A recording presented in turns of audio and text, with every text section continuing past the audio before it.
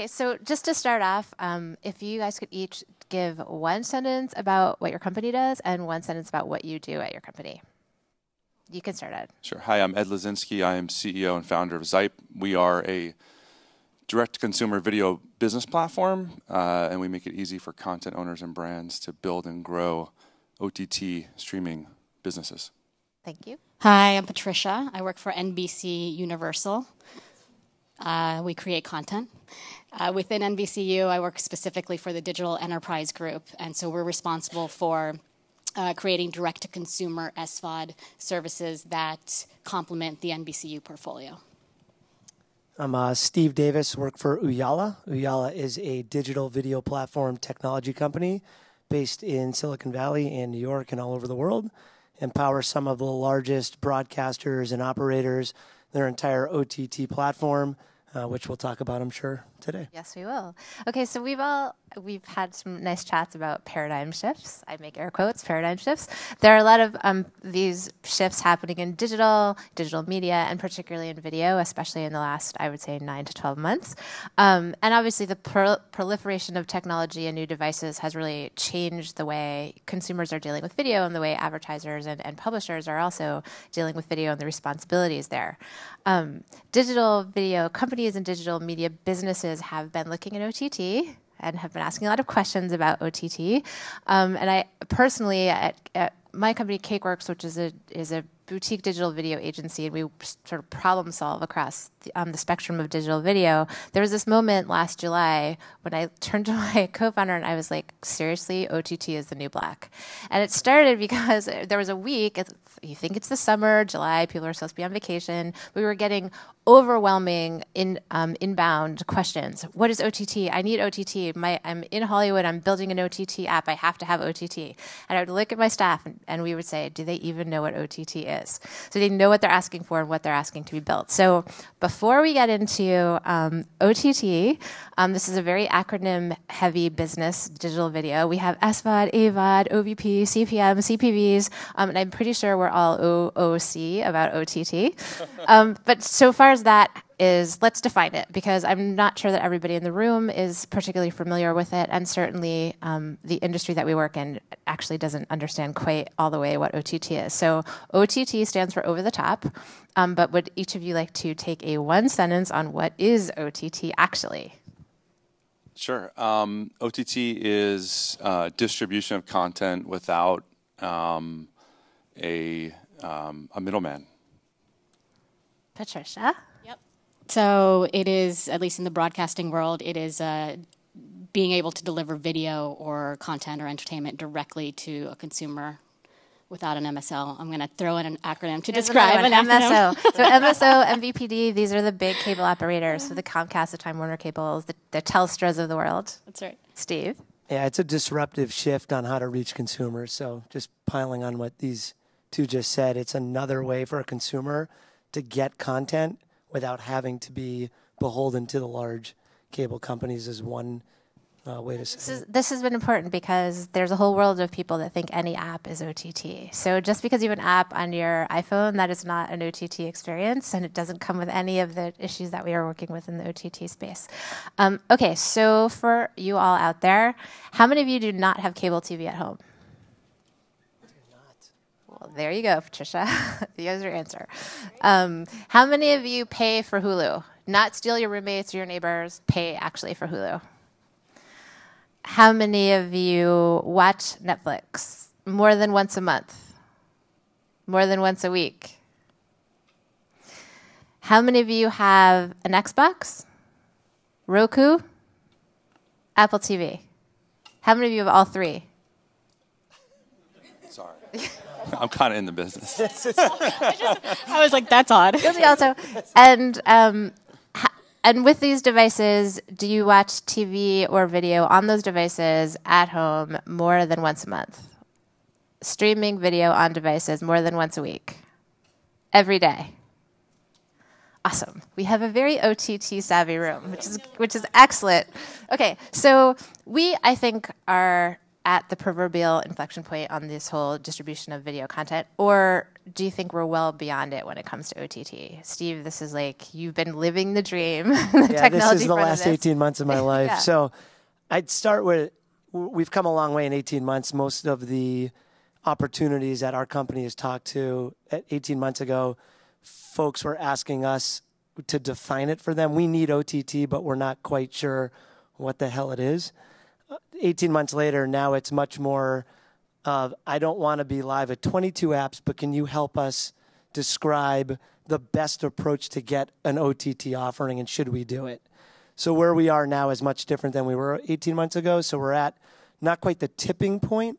Now we're at it's much more being adopted on a larger scale, where every single company at least is having a strategy, whether it's good or bad, is having a strategy about OTT to go to market. So let's define that. So every company, meaning every media creator, publisher in possession of premium video well said. content? Yeah, that's well said. I mean, broadcasters, operators, digital publishers, everyone realizes that a direct-to-consumer or a new way to reach that consumer is a must. They just might not know the best approach to do it yet. Where 18 months ago, it was much more questioning, Steve, can you guys come in and help explain what OTT is and what we should be doing? It's gone. In 18 months, it is the fastest adoption technology I've seen probably in my career. So I'm saving you for this one. So Patricia, from the content perspective, when do you feel like you guys made this decision? Like, we want to go in this direction. We kind of understand the ad model. We understand the subscription model. Like, how did you set out to do CISO? Yeah, so... actually, why don't you tell everybody what CISO is? So let me explain kind of the genesis of what it is, of how we thought about it first. We wanted to solve a consumer problem, not a business problem. So what we were seeing is these big OTT players were really great services if you knew exactly what you wanted to watch, or if you were in the middle of a binge. If you just want to watch something good, you kind of sit there and surf for 20 minutes, and then you get frustrated, and then you leave. And the reason is because they've become this kind of supermarket of content. They have kids and horror and everything in between. And it's kind of the Costco effect. You guys have ever gone to Costco? I have 3 kids at home, so I go all the time. It's overwhelming. And so what we wanted to do is we wanted to essentially be the anti-Costco. We wanted to be the neighborhood restaurant, the neighborhood cafe. So what CISO is, it's an SVOD service, which is a subscription video on demand. It's $3.99 a month. It's ad-free. And we wanted to be very, very specific and go with one niche genre, and that is comedy. And so we did a ton of research, and we did a lot of ethnographies and realized that comedy, to Trina's earlier point, is this kind of universal language. But there isn't one place where you can find all the comedy you want. So I think we have pretty good internet service here. If you guys have not subscribed yet, just feel free to go on your app and download CISO. It's SEESO. And it has really, there's so many kind of nuances and facets within comedy. So we have stand-up and sketch and animation and scripted. And by the end of the year, we'll have 20 original series. Thank you. Okay, so enter Ed, who has a new startup that is, I lovingly call OTT in a box. So where did you guys start from, and what problem did you think you were solving when you set out to do this? Well, I actually first one thing that resonated with me from Trina's presentation was the idea of this identity crisis in video, and I kind of think that... You actually saw that slide, right? Yeah, we had that before the quick fast forward, and I thought about that in relationship to what the industry is going through now, and it's a kind of a way to answer your question. And so I think that there is sort of an identity crisis as content owners are trying to figure out, are they direct-to-consumer businesses? Are they simply content owners that are part of a existing supply chain and continue to do business that way in those traditional ways? And for us at Zype, we saw really a confluence of market changes. There was availability of bandwidth, availability of devices. Consumers had all these devices in their hands and in their homes.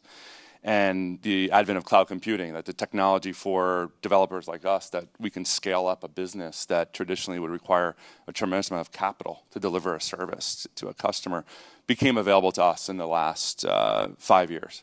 So for us, like forever. I mean, yeah. Just to put it in context, because we've been looking at so many amazing technological advances in the past day here, and this morning especially.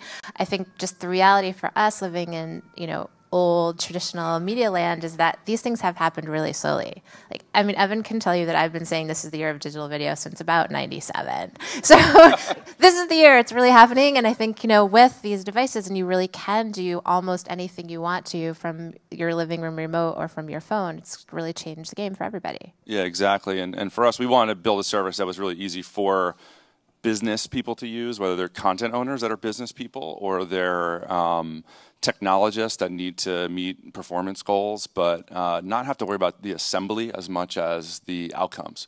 So we kind of focus our product that way and are, saw that demand in OTT, particularly over the last 18 months. It's been the #1, inbound driver for us. And we do a lot of online marketing, a lot of content marketing. We have people coming into Zype.com every day who own content and want to sign up for our service.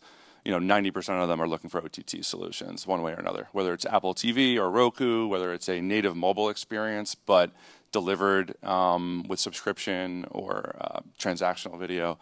It's what's driving our business. Which is great. Which is great. We love it. Which we love.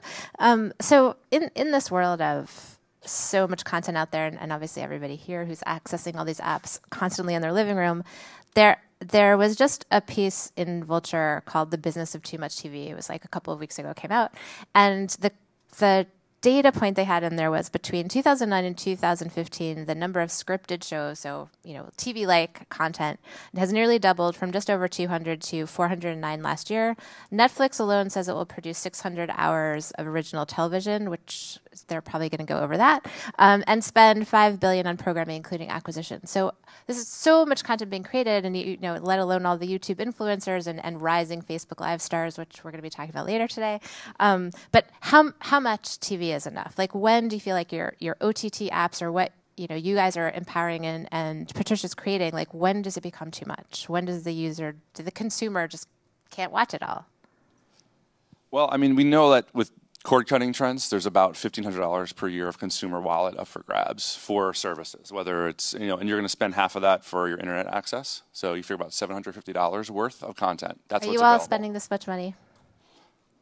They don't even know they are. Yeah, exactly. Well, that's part of the opportunity and the problem. But there is a sort of a wallet share, and I think we should look at that first, and how much can a consumer spend or the supply chain through advertising afford to create? And apparently, it hasn't been enough yet. Not enough yet. I actually think there's, I don't think it's necessarily about too much TV. I think we have an endless appetite for premium content. I think it's more about how do we package and deliver it in a way that's convenient for the user.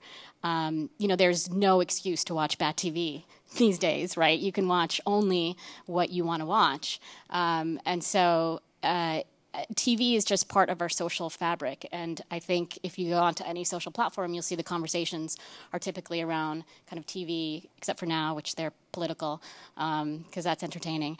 But it's really, again, I think it goes back to who are the platforms that are able to package and deliver them in a way that's convenient and that provides a little bit more choice for the user. I think Amazon's doing this incredibly well because not only can you stream through Amazon, but they have these kind of add-on subscriptions or niche I didn't ask services. the Amazon question. How many people are using Amazon Prime? For more than the free delivery, you're actually watching shows. Okay, great. Right, and so you guys know, so now you can stream, your videos, but then they have these add-on subscriptions, which are very specific to genres or to your individual taste. And so while the audience is way more fragmented, they're also incredibly more specific in what they want to watch. And so you can see these kind of small niche SVOD services or add-on subscriptions start to emerge that really speak to your individual tastes. Yeah, I would just add on, what we're seeing in the market is there is a proliferation of there's just tons of content, right? And I always get the question from the wife, why do we have 863 channels? You watch 8. And she's right. But a lot of guys who want to watch sports don't want to give up ESPN, and that's the big gorilla.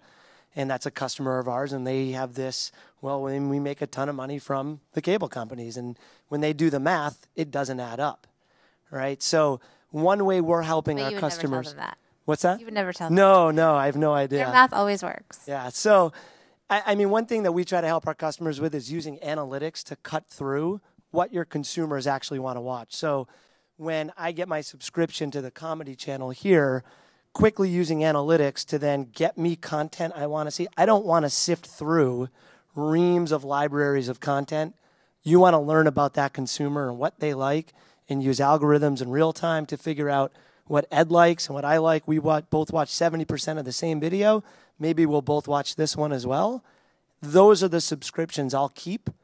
And if I kind of watch one video or another, I'm not going to subscribe. So content is king, and with that big of a library in the world of premium content, you need to be very smart about how you stick above and keep that consumer. And for us, analytics are a big play in that. Yeah, I mean, I think that getting the eyeballs onto the content right is the key. And for Patricia, you're flanked by awesome technology up here. So when you set out on the CISO mission, was a bigger challenge the content piece or the technology piece or the revenue profitability piece? Like when you guys looked out, like there's this huge opportunity, but what's the biggest challenge? What did you feel like it was?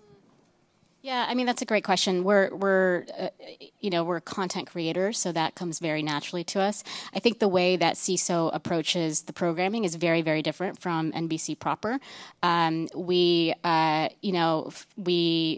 invest in a comedian or a piece of talent, and oftentimes we'll go straight to series as opposed to the kind of typical linear model, which is a pilot and then green lighting and that whole thing. So we have much more flexibility in terms of our programming. But I think technology is always, especially when you're doing kind of an OTT or SVOD service, is the backbone of the product. So we are using a great company called The Platform that Comcast partially owns. But the benefit of breaking the hearts of the guys on either side of you, by the way. I know. We've already talked about it. But there's other ways. Out before the session. There's other ways that we're going to work together. Cheers have already happened. The benefit of a product like CISO or any SVOD product is exactly what Steve was saying, which is the real-time analytics, the amount of data that we have and the ability to target, based on your viewing behavior and based on your sessions. And, it just gets so granular, and that is the key on how we then look at what is the programming that is working, what is the programming that is driving the most acquisition versus retention, and we can really kind of slice it that way. So it's incredibly important. I think, Steve, in your world of Ooyala, which you called a startup and small earlier, I would argue is ginormous. In that universe of hundreds of publishers, are you feeling like technology hurdles are becoming easier for them to handle? We have all the content, we can do the technology, or are they still trying to win them over? I mean, you're always trying to win them over, but from an you're always trying to understanding separate out, right? So the technology hurdle, again, in the last 18 months has changed dramatically. The bigger hurdle is getting 10 people in a room to agree on what the OTT strategy means and is. And we always try to help say the business case needs to be there for what technology. We can do SVOD, TVOD, AVOD, as you said, and these are all the things that get thrown out. But if you don't have a subscriber database already and you're already a freemium content provider, switching it completely to SVOD might not make sense right away. Well, I think that we remind our clients of this all the time. If you're going to make an app, whether it's an app for Apple or an app for Roku or whatever, like there's screens and screens and screens of apps. Like it's not just that you've chosen your target demo of female millennials living in coastal cities.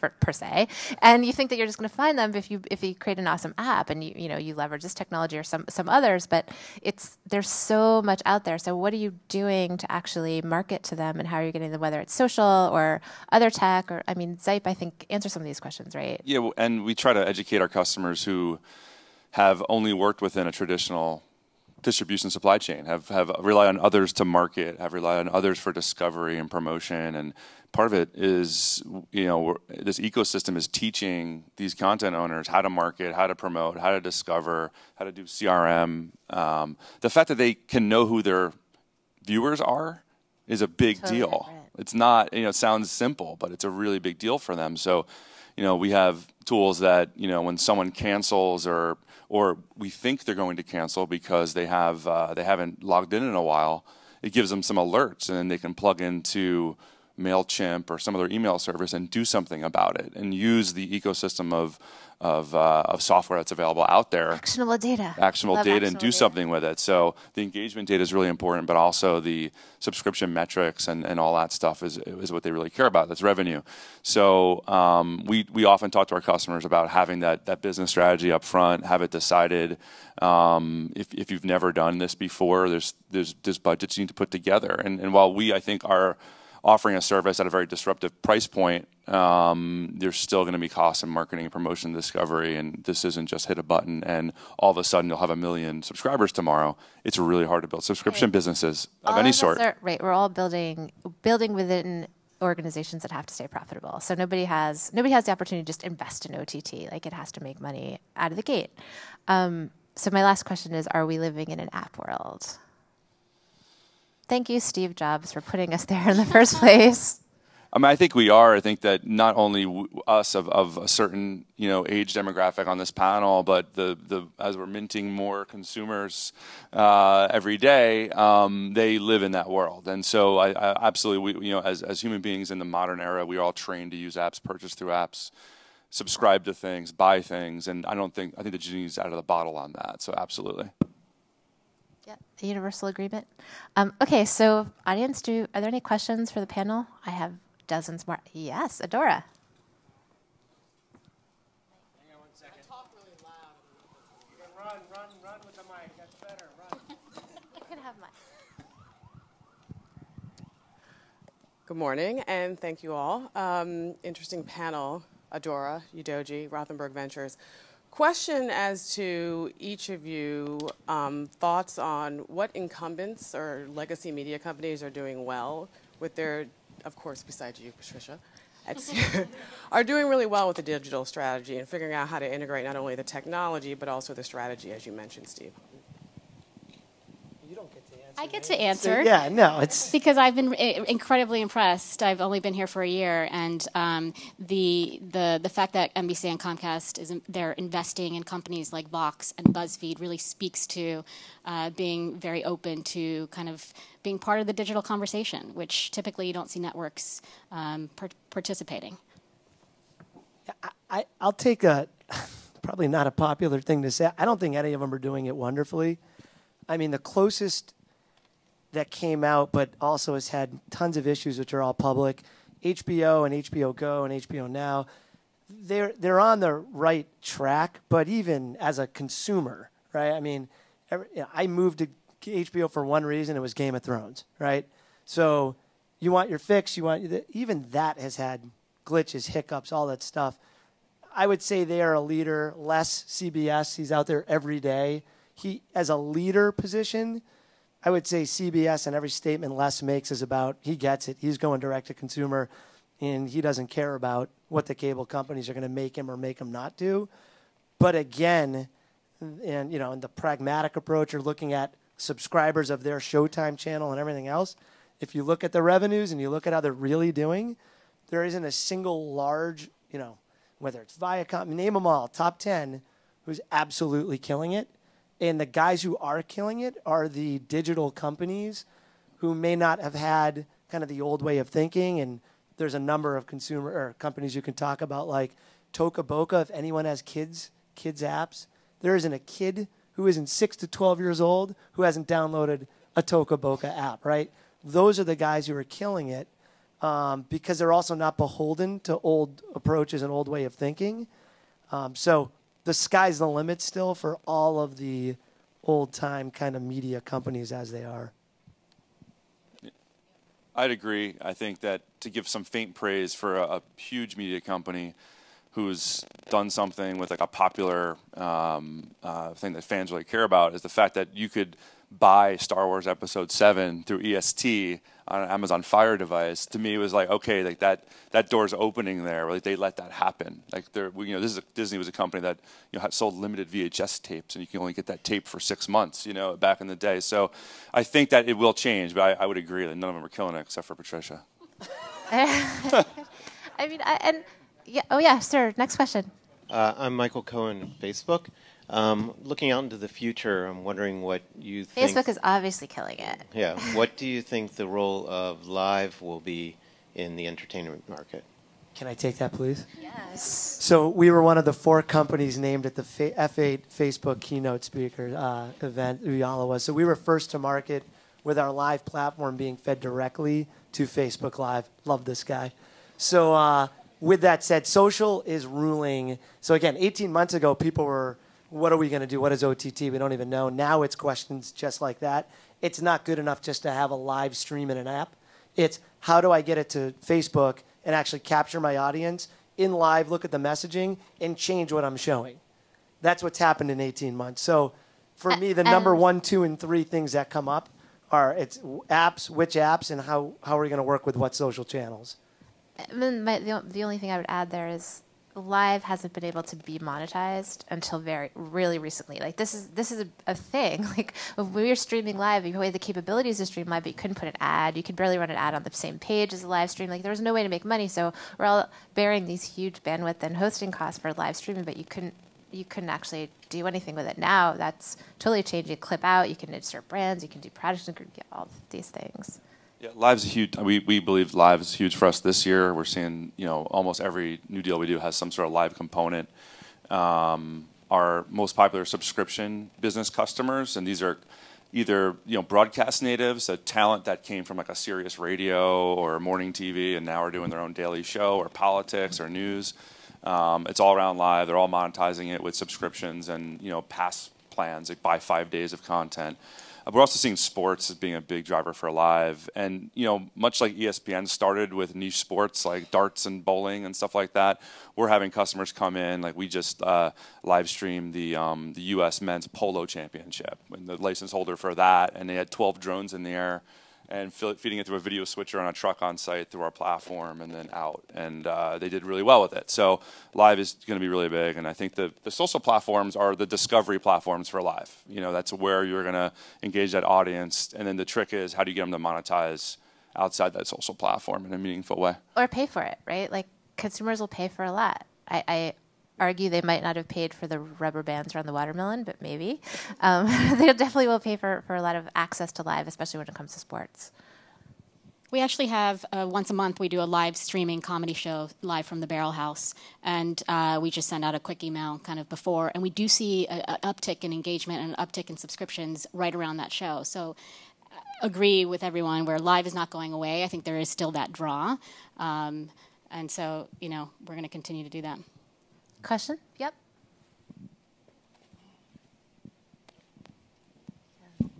Hi, guys. My name is Brian Storm. I run a small media company called Media Storm. And I'm just curious what you guys think about really independent, small, niche companies. Can we play in this space? I mean, I got a 5-6 person company. We do 30 films a year. We have 150 countries hit our site. But we're not on any of these devices yet because it's just so hard.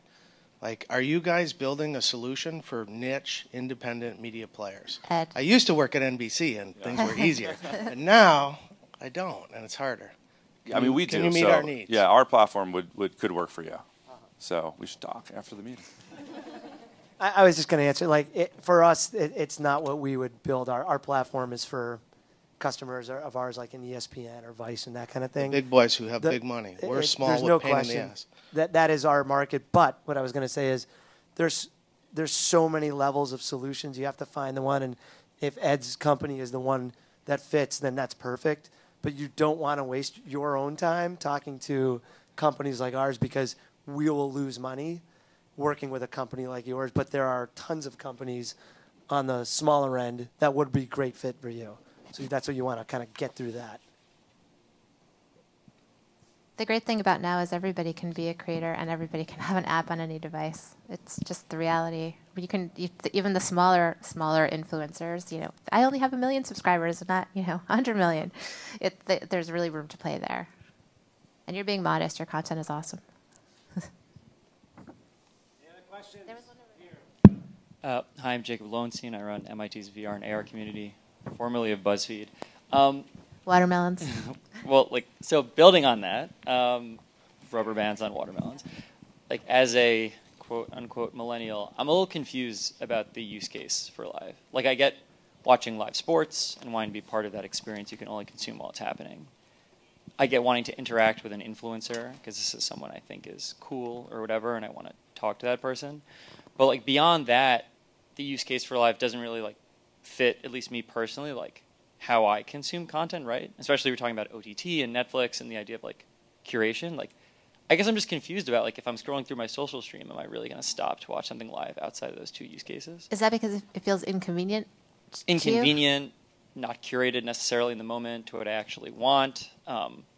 I can't develop my own sort of lineup of things to watch in sequence. It doesn't fit some of the other trends, at least I feel like I'm seeing, and how content fits for people like Patricia first, but I know Ooyala, Steve, you have a lot of data around this, and Ed, you're starting to. But Patricia, when you guys set out to do live, you definitely see. Well, the reason we set out to do live is because the service that we created is specific for a comedy nerd, right? And so while we're very lucky, people who live on the coasts, we have access to comedy clubs. There's this whole kind of middle part of the country that may not necessarily have access that we have. And so what we're seeing is people want to be part of this comedy club. They actually want to be part of the audience, whether it's virtual or actually sitting in the stands, watching, or in the audience watching a comedian perform. There is an energy exchange that is going on. So that is what the intent behind what we were trying to do with our live comedy stand-up.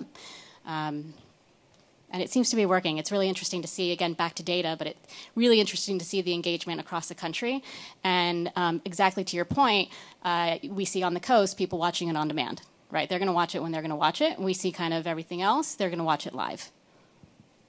Imagine if you're a gamer and you use Twitch, you're watching live gaming.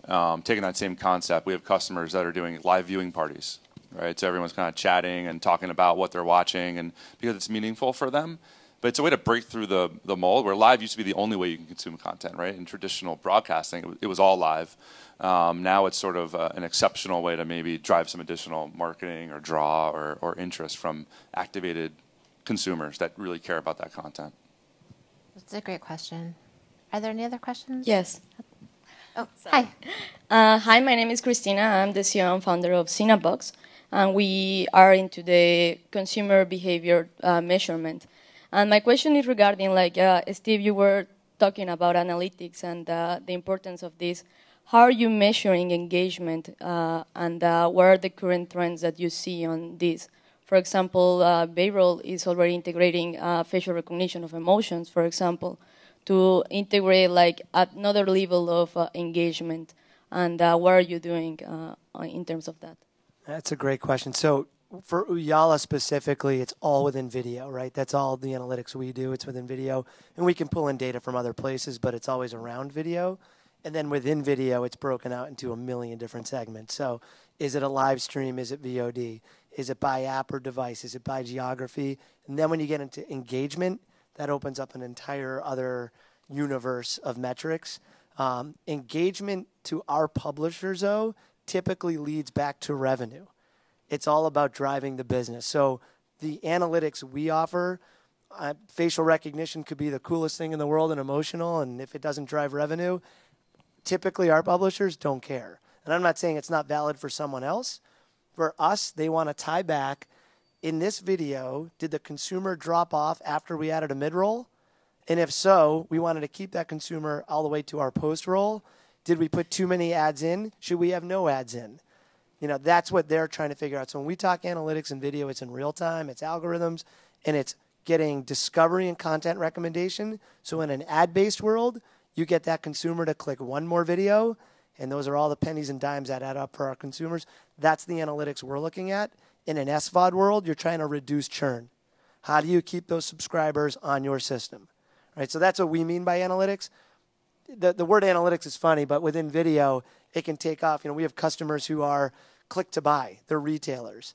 So the analytics that are important to them, it's North Face has a video of a guy climbing up, and you put your cursor over the backpack.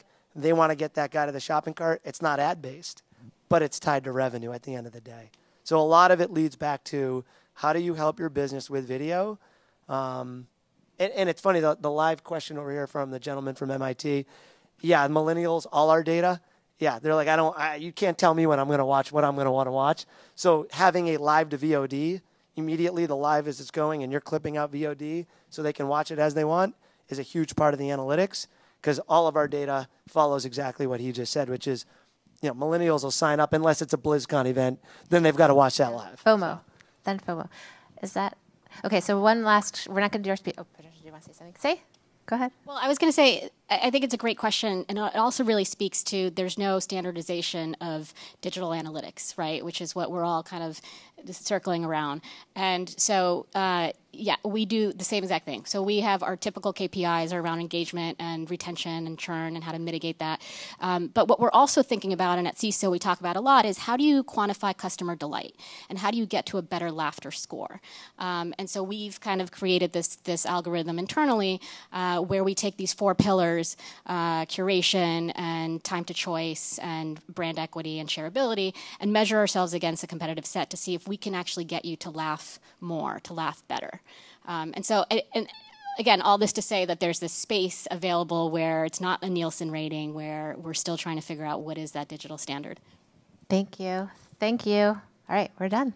Now, lunch?